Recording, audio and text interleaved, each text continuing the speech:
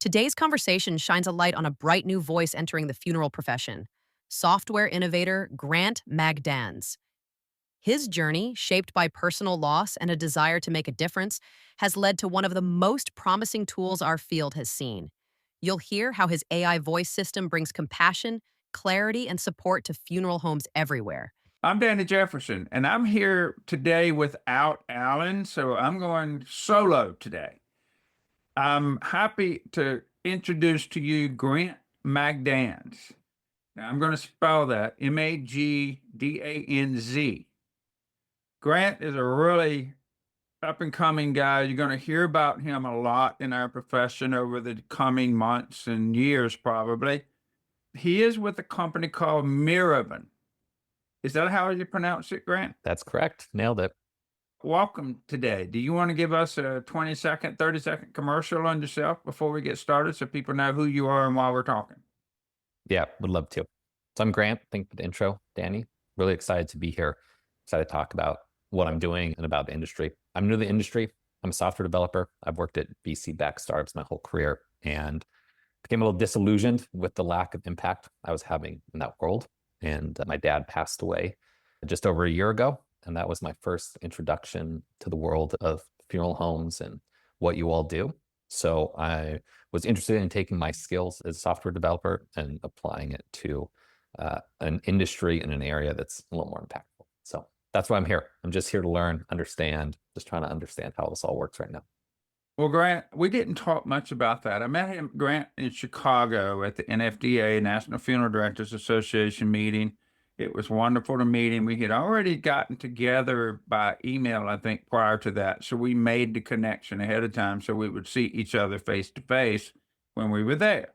I really enjoyed it. Angela Human was with me from Director's Corner. She was as much intrigued about what you're doing anyway. You gave us a little example of what you do. Now, I need to ask you one question. How did the impact of your father passing, was it one particular thing that really moved you to become part of this profession? It wasn't one particular thing. I think it was a slow development. The first, as I'm sure other people understand, like the first 6 months after he passed, I wasn't really thinking about work. I wasn't thinking about what I was going to do next. Right. I'm sure. It was just all consumed with everything that comes after someone you love passes away. A good friend of mine works in the industry, and he was really helpful in guiding me and my family through navigating the process. This is the first person close to me that I'd lost. So he was really helpful, and his introduction was why I ended up at NFDA and have ended up working in this industry now. So it wasn't one particular thing with that experience, but it was understanding how impactful this industry is for people during a really hard time of their life, and then having a connection to it to make it a little more accessible for me. That person wouldn't happen to be Miles Adams, would it? Yes, that's correct. Yeah, he runs. And most Samuel people Mitchell's. on this podcast are going to know who he is and what his connection is. Miles ran Tulip for a while Correct. in He the did. operations. Exactly. And he now owns his company called Mitchell Design. Is that correct? Samuel Mitchell Design. Yeah, Sam Mitchell. So you got to take a look at the Sam Mitchell designs. If you're at all interested in eclectic, different pet urns or whatever, you need to check it out. Yeah, they make But really what beautiful modern intrigued- urns. Yeah, Say what? they make beautiful modern urns, right? Oh, for yeah, pets, yeah. humans. And They do a really good what job. I like about it is you can get something that other people don't have. Exactly. So that's his commercial. But I didn't come on and talk about Miles. But I know people would know who he is. But let me tell you this.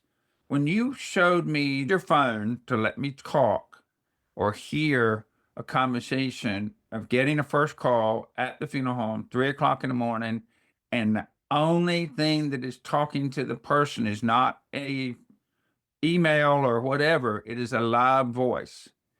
Can you explain that? Yeah. So what we built is an AI voice agent specifically designed for funeral homes. So you can think of this as a drop-in replacement for third-party call centers. We aren't trying to get humans out of the loop, understand this business.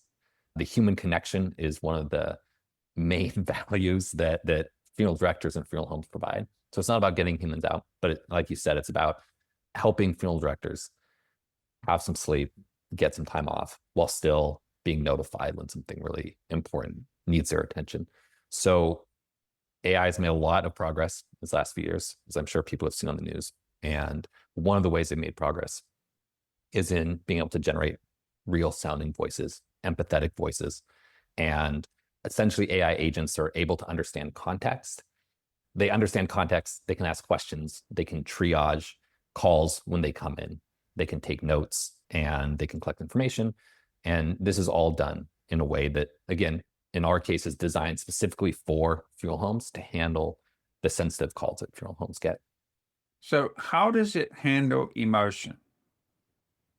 Yeah, so a few different types of emotion, right? We've trained it to be empathetic, to understand, say things like, I'm so sorry for your loss, to not be chipper, to not be too excited. So we've trained it to do that. One of the benefits of AI as well is it doesn't get flustered, right? As I'm sure field directors know, right? You're like talking, sometimes you're talking to people on one of the worst days of their life. Right. And people are understandably frustrated, impatient. One of the great things about AI is they don't get frustrated.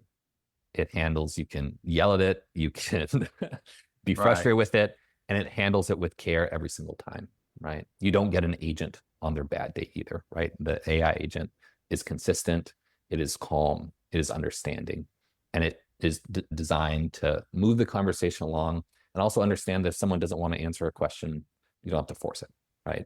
It's really about collecting information and getting to the film director when they need it. I have a quick question. When we were in Chicago, you gave me a demonstration essentially from your phone. Is that something we can do since this is an audio podcast? Yeah, absolutely. I can give you a quick demonstration here. The call comes into the funeral home and this is the conversation. Correct. So how this is actually implemented is we just give you, the funeral home, a phone number, and you plug that phone number into whatever phone system you're using, right? So a lot of the funeral homes we talk to use some sort of like VoIP system, like Ring Central or something like that. And you take that phone number, just like you would with the third-party call center, and you can set it up in different ways. You can either set up so after hours calls go directly to us. You can set it up so it rings your phone first, and if you don't pick up in 2 to 3 rings, then our AI agent picks up. It's up to the funeral director, it's up to the owner to decide how they want to do that. But all you get from us is a phone number, and then you can use that phone number however you want. So all the demo I'm doing is I'm tapping call on a phone number on my phone. Oh, right? Wow. Okay. That's all it is. Our voice agent will pick up. I can walk you through a little bit of the pre-planning flow here. We can do first calls. First calls just take a little bit longer because we're collecting more information. Well, I like the pre-planning because this gives the funeral home an opportunity to hear how they can stop worrying about the quote unquote cold calls. Mm-hmm. So let's hear that. Sure. Now, while he's getting set up, we want to make sure everybody understands that he is not paying us for this. He impressed me in his conversation and his vocal vocabulary. A young man who's got bright ideas, and he's listened to me and I listened to him, and that's important too. I wanted to make sure that was clear. Grant? Okay, so here it is.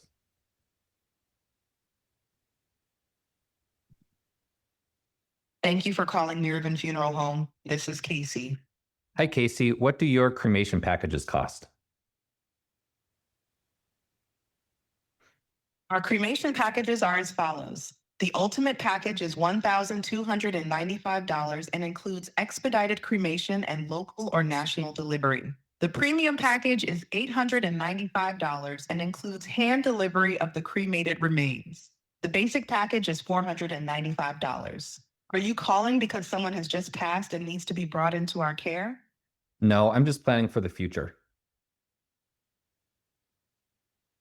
Thank you for letting me know. A funeral director will call you back within the next 15 minutes. Can you say and spell your full name so I can pass it along?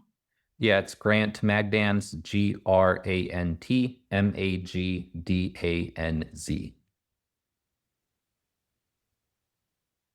Thank you, Grant. Is 907-888-8713 the best callback number for you? Yes, that's correct. Thank you, Grant. A funeral director will call you back within the next 15 minutes to discuss your options. Is there anything else I can help with? Nope, that's it. That's good. So I'm pretty sure the first question the funeral director is going to ask is, can I tailor this for my funeral home? Yes. You can tailor the voice. We can tailor how it answers the phone. We can tailor the questions that it asks. We can tailor how it triages calls, right? So if there are, right now, it knows pre-planning, it knows first calls, it knows question about case updates, it can triage all these, but there are special cases. We can customize when it escalates. So if in the middle of the night, a call comes in, some funeral homes want a funeral director to be notified. If someone asks about pricing, if they ask about pre-planning, again, we can customize all that. So everything you hear is customizable. So when the call is finished, what happens to it then? Excellent question. So the simple case, if it is not a first call, if it's not a call that needs to be escalated, we will send you an email. We have an app and we have a website. So as the owner or funeral director, you'll be notified of any call that comes in. You can look on the app and you can listen, you can see the transcript, you can see a summary of the call, you can hear a recording of the call, and of course you can call them back. In the case where it needs to be escalated, so this is again customizable. In the typical case, it's a death call. Then we have an escalation flow. There's a way to set an on-call person, on-call staff, and we will text that person. If they don't respond to our text, we will call them. If they don't respond to the call, we will call them again. If they don't respond, we'll start calling other people in your organization. We will dial until someone acknowledges that we just received an important call. So it depends, and this again is customizable with the funeral home, how we want to fit into the funeral home's existing process. That's how it works when a call comes in. We triage it and then we escalate if needed. It's funny you mentioned all of that because most funeral homes are not going to be hard to get in touch with. Mhm. You might get that new employee that doesn't wake when you call them or something like that. That happens. But the point is that the Casey's going to be at it until Casey gets a resolution. Is that correct? That is correct. I mean, first calls, right? When we understand how important these first calls are, both from a customer service perspective and from a financial perspective, right? And we are going to make sure that when the first call comes in, that someone in the funeral home acknowledges that happened. And like you said, most of the time, I think it's pretty easy, but sometimes things happen, and we want to make sure that someone knows. Okay. Do you have any questions of me that might, as a former funeral homeowner, let's just say, what is one of the first questions you would ask me when we engage for our first meeting, you and I? Yeah. One of the questions I ask funeral homeowners often is, what do we need to get right? I'm an outsider. I haven't owned a funeral home. I'm trying to learn. I'm trying to understand this space, this business. I think for any product, it's really important for me to understand, what do we need to get right for you as a funeral home owner to feel confident in letting your customers talk this? I don't take that lightly. I understand that it's a big ask to say, let your potential customers or current customers talk to our agent. So what do we need to get right so funeral homeowners have confidence in what we're building? Wow.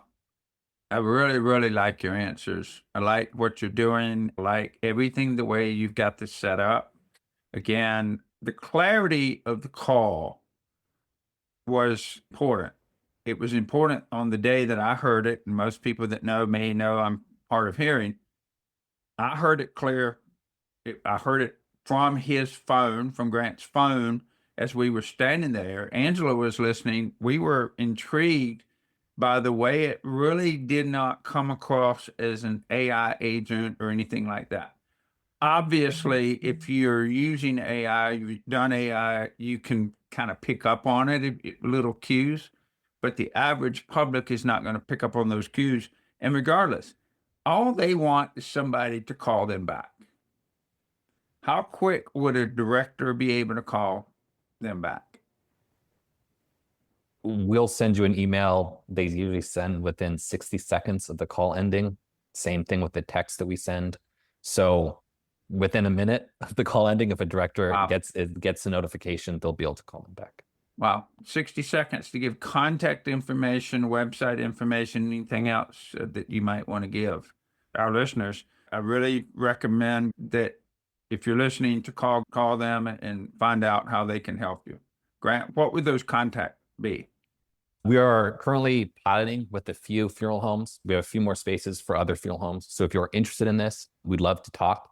You can email me, Grant, Grant, at Miraven, Miraven.com. Also call or text at 201-824-4343. Anytime, get a hold of me. We'd love to show you what we're working on, build a demo for your funeral home, and see if it's a good fit.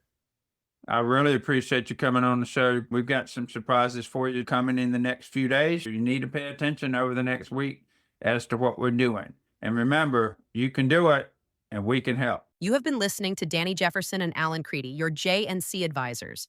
Be sure to tune in every week for a new podcast at jncadvisors.com, Spotify, or YouTube podcasts. You can listen anytime to their entire library of podcasts. And remember, you can do it and they can help.